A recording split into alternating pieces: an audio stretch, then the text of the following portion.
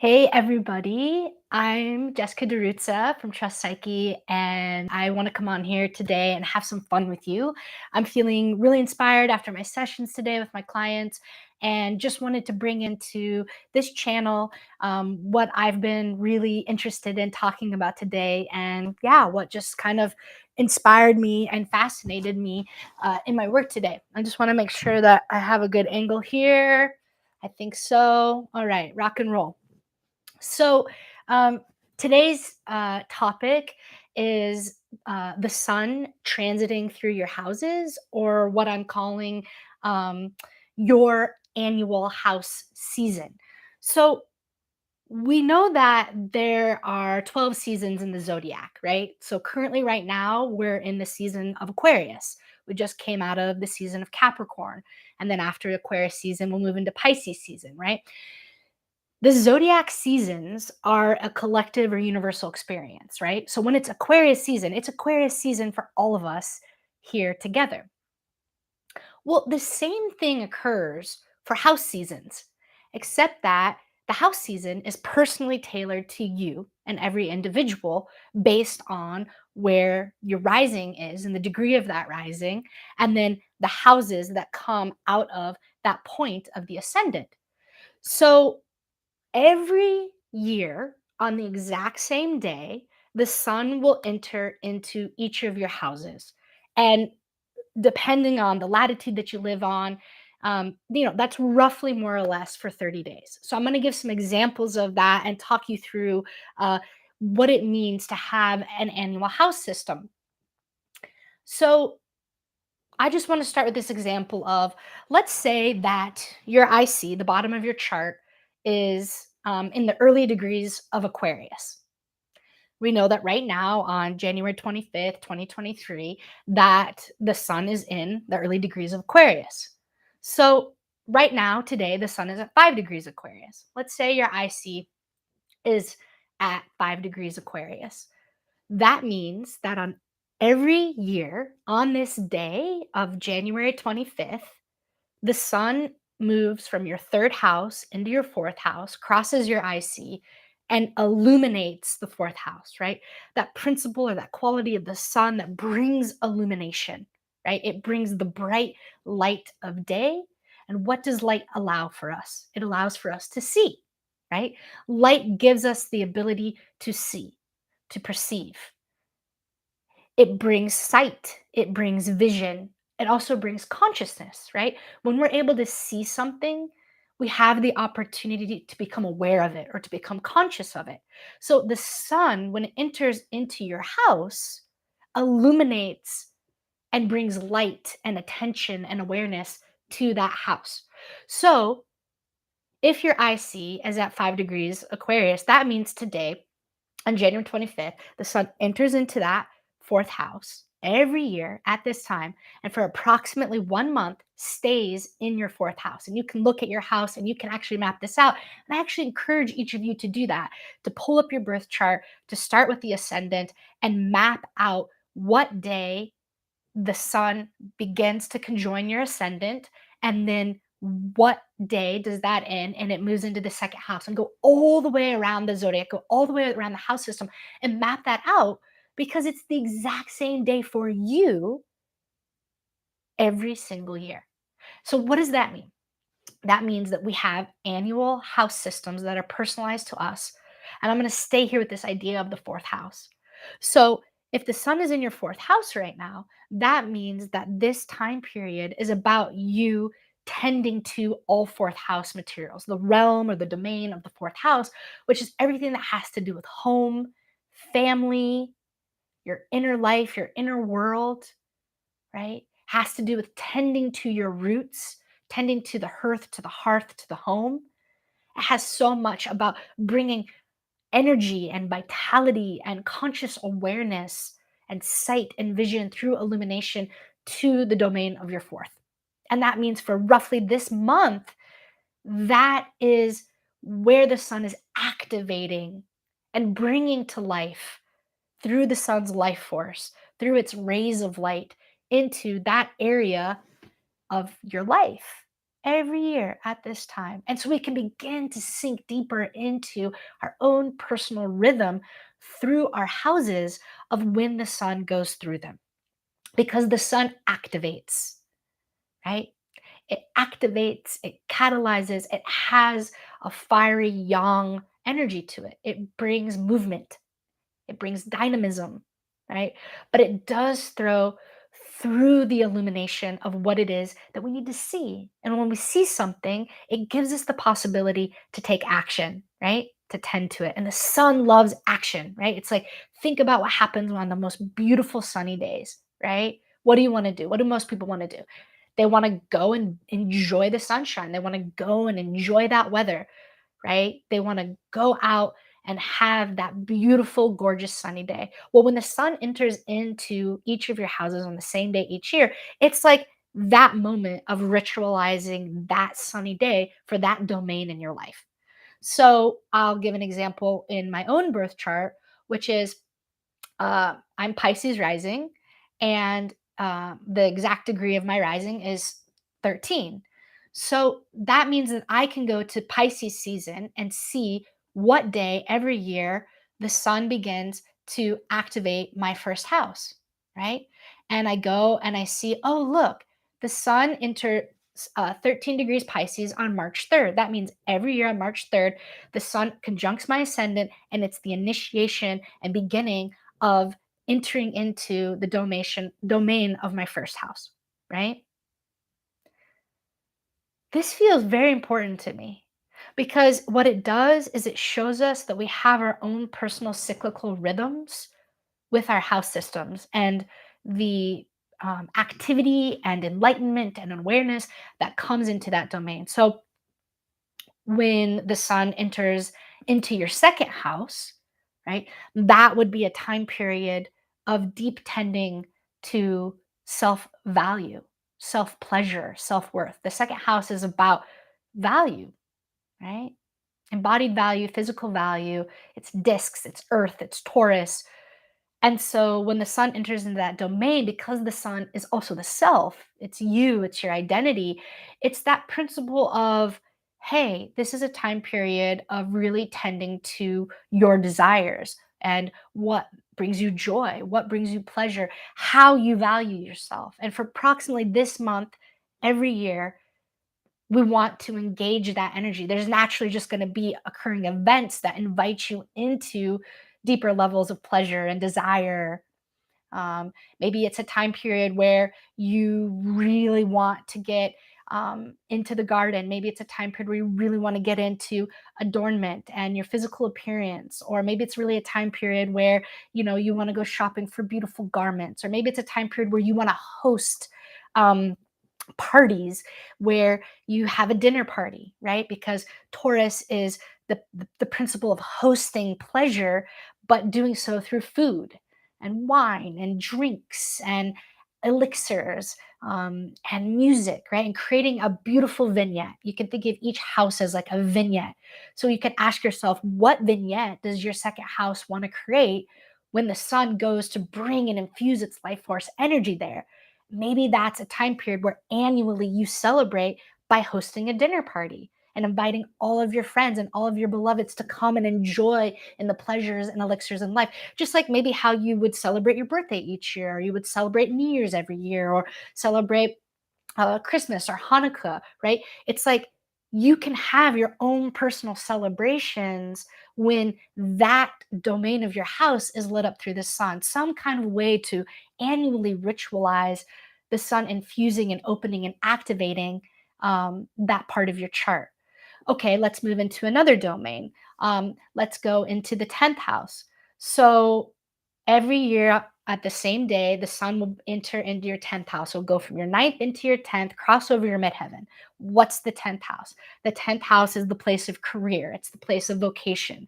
It's the place of purpose. It's the place of being in the public, being out in the world, right? Being very visible and seen, but working hard and diligently, right? Those qualities of Capricorn. It's also earth, very physical, very discs in the Toro, in the tarot, in the Toro.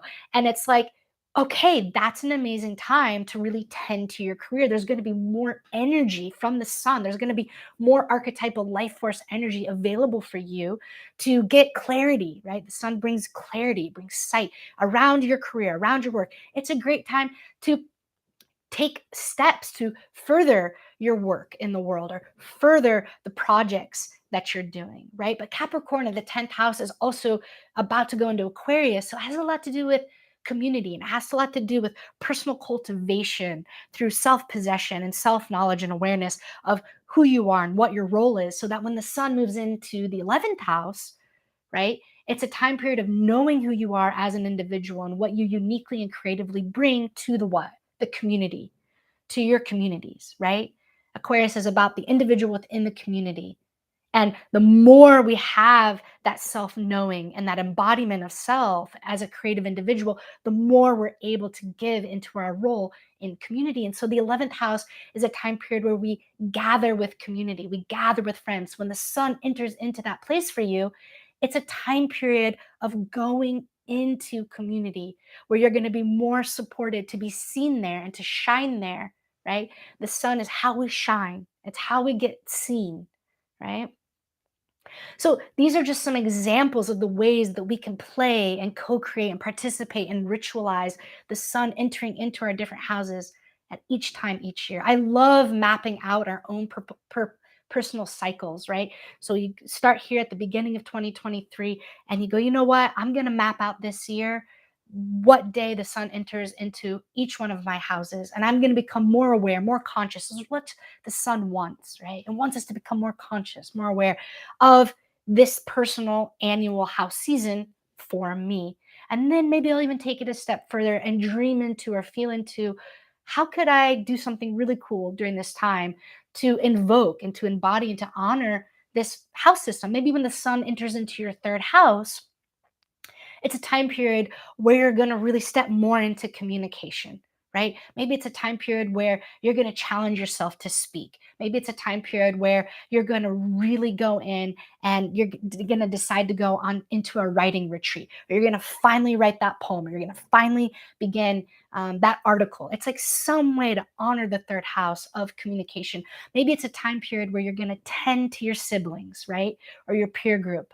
Maybe it's a time period where every year you and your siblings decide to gather, right, in some way, because the third house is our siblings and the sun is there. And so we say, okay, how can I become more conscious of this? Maybe you're not going to physically gather, but maybe you're just going to gather in your imagination and you're going to take time to reflect and think about the relationships you have with your siblings. Right? So these are just the varying degrees of examples of ways that we can begin to deepen into the embodiment of our own annular house system.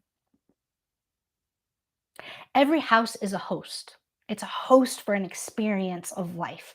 The houses represent the domains of life. They are the setting. You can think of them as the container through which you get to have certain kinds of experiences.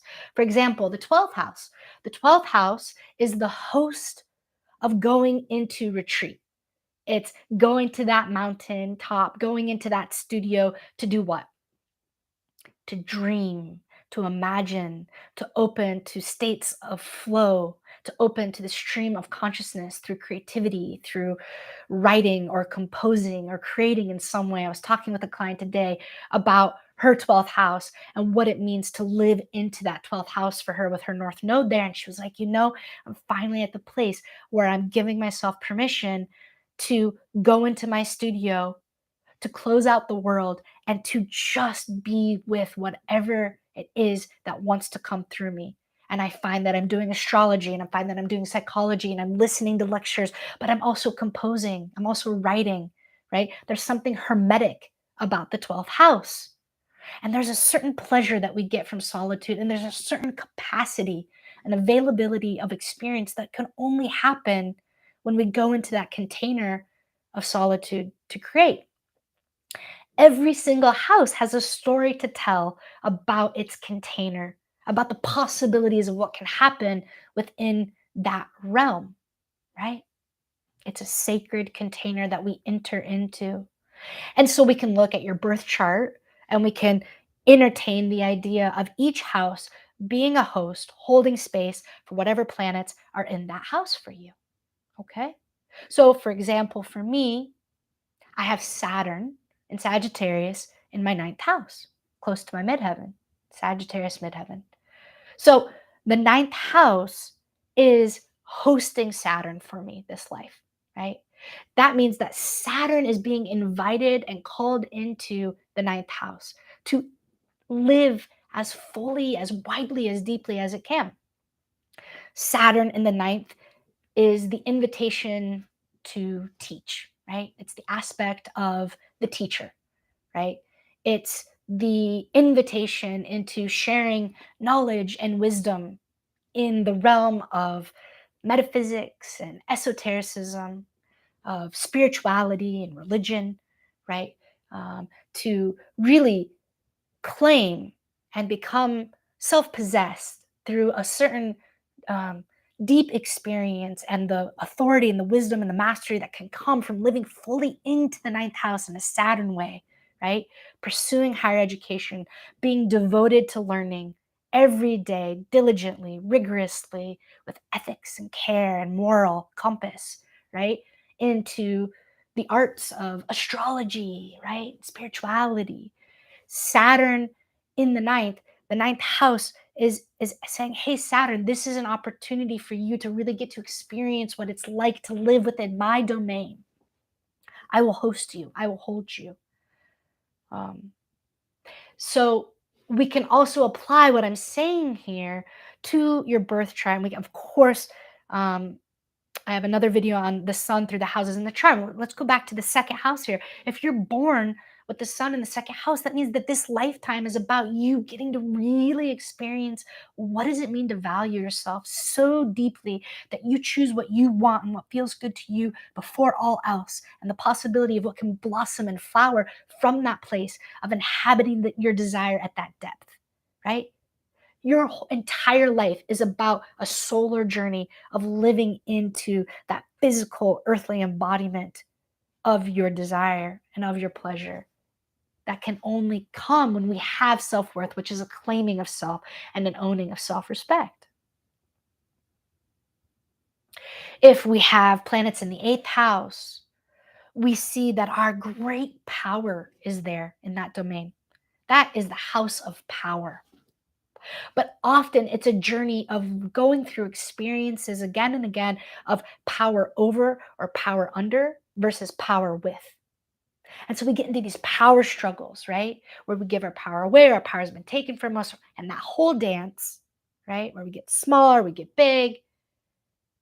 And then we find that middle point, that equilibrium of standing in our truth and being empowered and being sharing power with. And what happens there in the eighth house with the planets there? There's a reclamation of that which has been lost, forgotten, repressed, usually because of some wounding or some kind of power dynamic. It wasn't safe, right, to own that. And there's the theft. The eighth house is a theft. There's been a theft. And so when we come back into our power, we reclaim that which has been stolen, right? That's the journey of the eighth house. The eighth house is an invitation to say, hey, why don't you claim these planets that are here with the greatest power possible?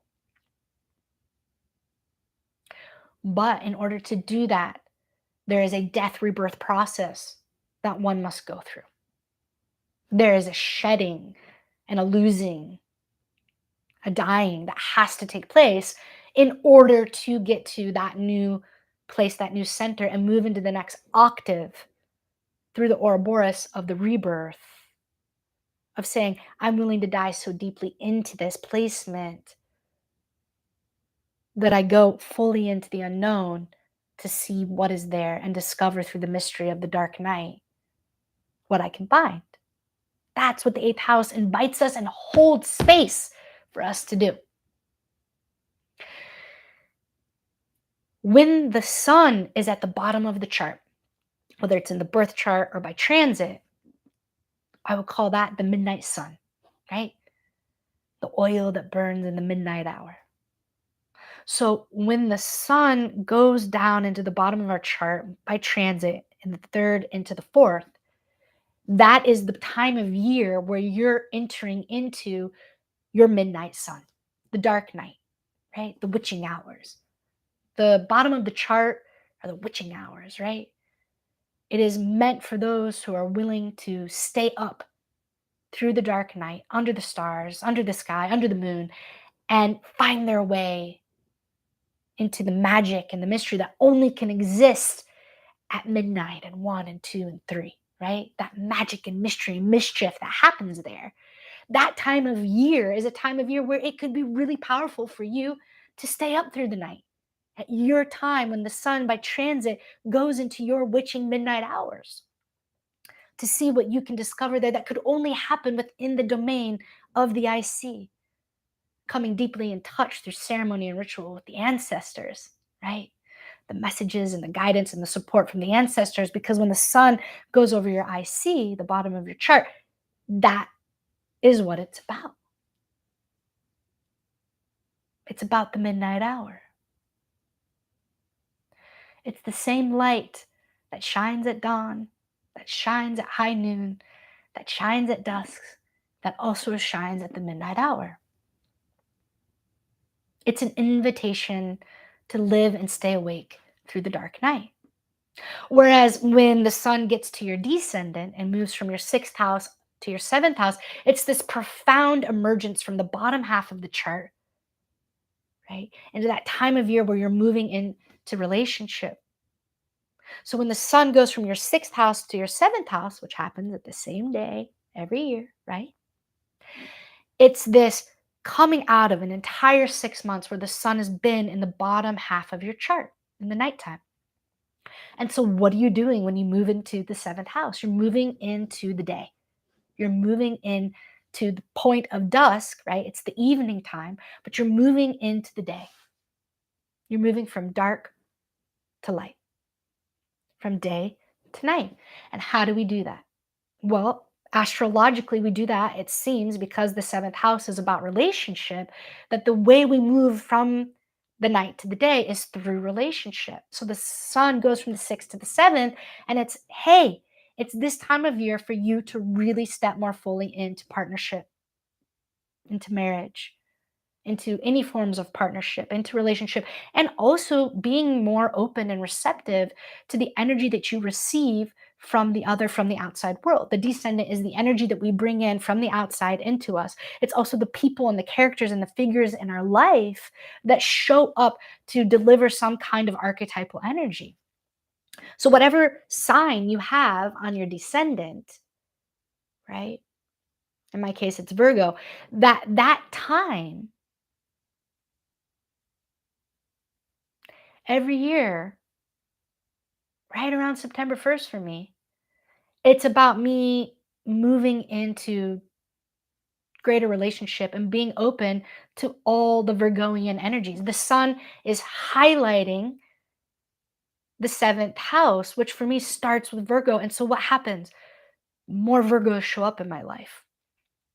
I end up being in more relationship with more Virgos at that time of year, whether it's Virgo sun or Virgo rising or Virgo moon. And there's Virgoian lessons for me to become conscious and aware of. We each have that story. We each have that annual story of that which we are coming more fully into based on where the sun is in our own personal house system.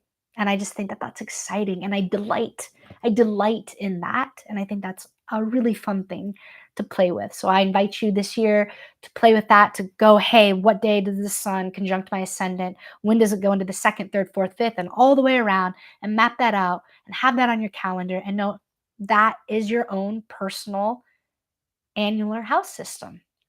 How cool is that? Thank you so much for being here with me. I would absolutely love for you to come study astrology with me and create magic with me at Trust Psyche School of Astrology and Depth Psychology. You can go to trustpsyche.com right now to see all of my offerings, my courses you can take right now at your own pace, or my upcoming course, Aspects in Astrology, Sacred Geometry, which starts on Sunday, February 26th, a month from now. I'm so excited. I would love for you to be there live or at your own pace, however it feels right to you. Come join the fun. Thank you so much. I really appreciate everyone who's here with me on this channel. All right, y'all take care, and I'll see you next time. Ciao.